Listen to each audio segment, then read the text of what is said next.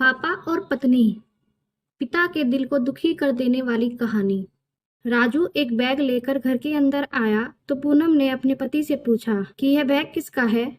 राजू ने पत्नी को कहा कि पापा का बैग है। यह सुनते ही पूजा भड़क गई और बोली कि अभी अभी तो तुम्हारे पापा आए थे, एक हफ्ता भी उन्हें गए नहीं हुआ है और फिर से आ गए। ठीक है, तुम और तुम्हारे पापा रहो, मैं तो जा रही हूँ अपने मायके। पूजा ने जोर जोर से बात करने लगी जिससे आवाज बाहर वाले कमरे तक चली जाए और पापा उसकी बात सुन ले और वापस चले जाएं। राजू ने पूजा को धीमे धीमे बोलने का इशारा किया पर पूजा को कोई फर्क नहीं पड़ा। उसने चिल्लाते हुए कहा कि मैं रोज रोज तुम्हारे पापा मम्मी को नहीं खिला पाऊंगी। अगर तुमसे मिलने के लिए वो इतना बेकरार रहते हैं तो तुम ही चले जाया करो उनके घर। जब देखो यहाँ मुंह उठाकर क्यों आ जाते हैं।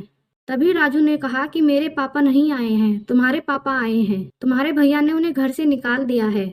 मुझे पता चला तो मुझे लगा कि अगर मेरे भैया मेरे पापा को इस तरह से निकाल देंगे तो मुझे बुरा लगेगा। मेरे पापा को भी बहुत दुख होगा कि जिस बच्चे के लिए उन्होंने अपनी सारी खुशियां छोड़कर अपने बेटे की खुशी को ही अपनी खुशी माना, आज वो अपने पिता को 2 टाइम का खाना नहीं दे सकता। इसलिए मैंने तुम्हारे पापा को अपने साथ ले आया। बेचारे वो कहाँ भटकते, उनके तो एक ही लड़का है। यह सुनकर पूजा के होश ही उड़ गए। मैं दौड़ते हुए बाहर गई पर अब देर हो चुकी थी। पूजा के पापा ने सब बातें सुन ली थी।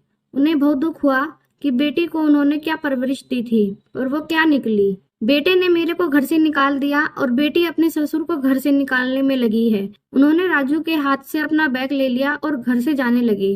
बेटी ने अपने पिता को बहुत रोका पर पिता नहीं रुके। तब पूजा को अपने बर्ताव और सोच पर बहुत शर्म आई। उसे अपनी गलती समझ आ गई। वो जो अपने ससुर के साथ करने की कोशिश कर रही थी वही कर्म पूजा के भाभी ने पूजा के पापा के साथ कर दिया था।